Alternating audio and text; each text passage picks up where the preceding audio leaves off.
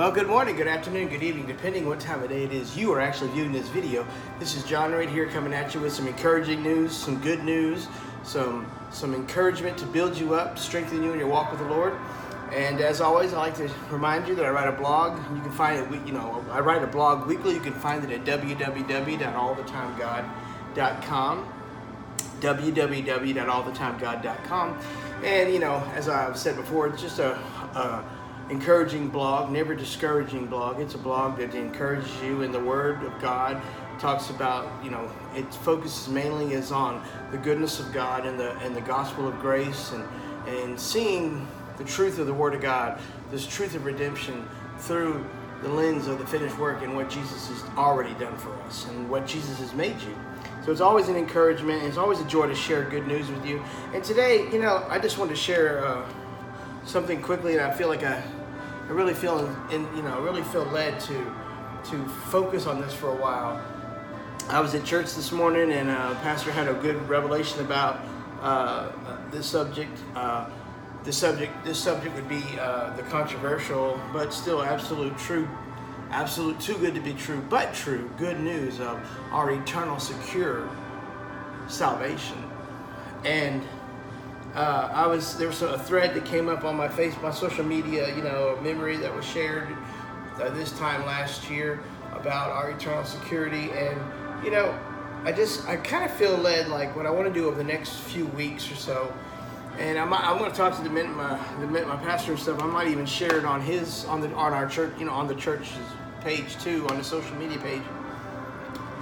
Because he himself mentioned eternal security this morning at church, and as I said, and sometimes it's good to address some of the objections to eternal security. You know what I mean?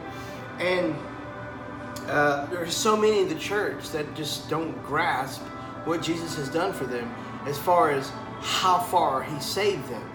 Some people are like, okay, I'm born again, but then it's like salvation is now in your hands. You know what I mean? It's like God starts it, but you finish it. God begins a work and expects you to complete it. That is the underlying thought process in most Christian circles. Pretty much, especially in the charismatic world, because through the bias and, tradition, sometimes it seems like, well, if you're of the Spirit-filled, quote-unquote Spirit-filled, charismatic Pentecostal side, Word of Faith side, the believe in the gifts, the ones that believe in the gifts for today, usually, you kind of fall on the other side, that you can still lose your salvation if you sin too much, or you have the ability to walk away and so forth. But this is one thing. This is how we'll start this, and that is asking this question: no eternal security? Eternal security? No, that's a no-no. No, there is no such thing as eternal security. Then here's the question: then, if salvation isn't eternally secure, can you be sure you will be saved tomorrow? Can you know for certain that you will be saved next week? How about the next 2 weeks? How about the next month? How about the next 6 months? How about 9 months? Can you be certain you'll be saved next year? What about in 2 years? Can you be certain you'll be saved in 2 years? Can you be certain, for sure, certain, undeniable, unquestionably, without a shadow of a doubt, do you know you'll be saved within 5 years from now? How about 10 years from now? Do you know you'll be saved? How about 15? 25 years from now? 30 years from now? How do you know you'll still be saved? Who knows what the future may hold? According to so many beliefs and philosophies about, it's up to you to begin. God begins the work and you have to complete it, or you choose whether you complete it. Again, you don't know what the future may hold. You may give up your faith. You may be overcome by an old temptation or an addiction. The truth is, what if events transpire in this life? What if somebody gives in to the wrong thinking and allows an old habit to come back in their life?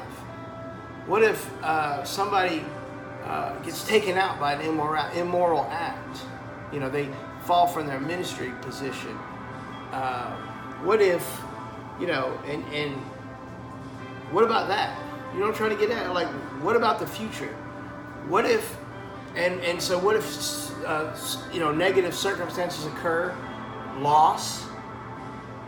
You know, what if you had experienced the loss of a loved one? Unjust occurrence? Do you know that you know that you know? You will hold on to your faith. Because I've been in gathering, you know, spirit-filled gatherings, and I'm not throwing stones because I don't have stones in my hand. I have forgiveness and love in my hands. But I've been there, and, you know, and I think this was more of a heart belief, meaning what they have really deposited within their self-belief coming out under the guise of quote-unquote a prophetic utterance. And that would be, you know, that you can lose it or you can walk away. Absolutely, God is saying you can walk away. So here's the deal. You don't know what the future holds, right? You're not 100% certain. So do you know you'll be saved? If you believe you could lose it, if you believe you could give it up, walk away, return the gift, and God would actually take it back, what does the future look like for you? How do you know you will be saved? 20 years from now, 10 years from now, how do you know? And the truth is, this is the truth the Lord really wants you to understand.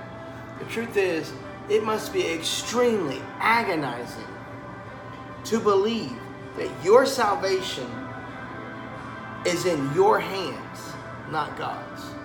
That it's you holding on, not God holding on to you. That's the difference. Even like the Calvinistic belief. See, that's what really threw me off the loop well, I'm not a Calvinist.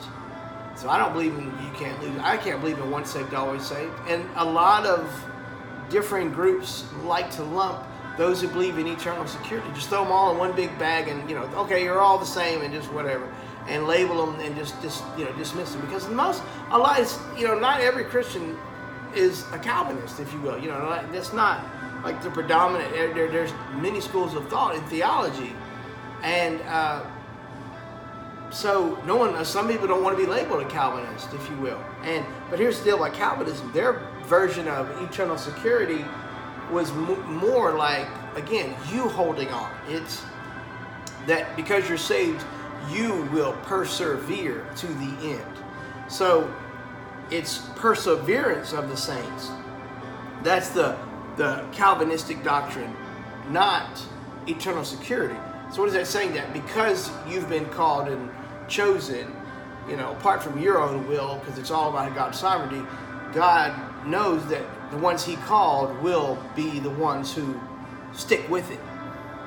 And so in other words, again, though, it's all about you. You are holding on. You are persevering. Whereas eternal security takes it off of ourselves and puts it all back on Jesus and his finished work and the absolute amazing grace of Jesus Christ, of what he actually accomplished in the cross. And it's not a perseverance, but a preservation of the saints. In other words, you are sealed with the Spirit. That's like those, you know, they're the best illustration, but you know, when you can those fruits and stuff, it's sealed. It doesn't spoil. It's been sealed, it's canned, it's been preserved. Preserved from anything getting in. See, that's what happened. God is holding on to us. We are preserved unto the end, not persevering to the end, because guess what? We may mess up. There are times, you know, you go through hard times, and there's really horrible situations that people have gone through, and it challenges their faith.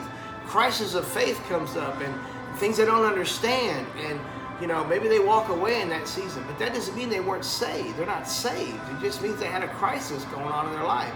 And God is bigger. God is bigger. God's grace is bigger than our mess and anything that we may be going through.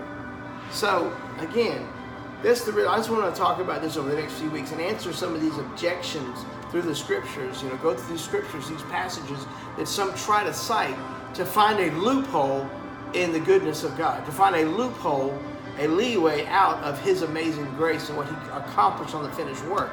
So the good news is you're saved. If you've believed in Jesus Christ, if you put your trust in Him, then you're in God's hands and no one can take you out.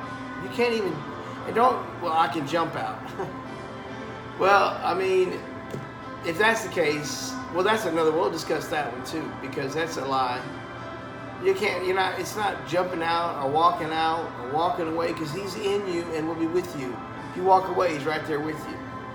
Again, so here's the good news. If you put your trust in Jesus Christ, He is preserving you unto the end. That is the absolute good news. He's never going to give you back. He's never going to say no. He's never going to cast you out. He's never going to find, well, okay, if you want to walk away, I don't want nothing to do with you. If you forsake Him, He is faithful. He is faithful. He will never leave you nor forsake you. Doesn't have any clause in that. He's a good Father. He'll never give you up. There's no expiration date on grace. I believe the best for you. I bless you. We'll go into more of this in the coming weeks. Bless you.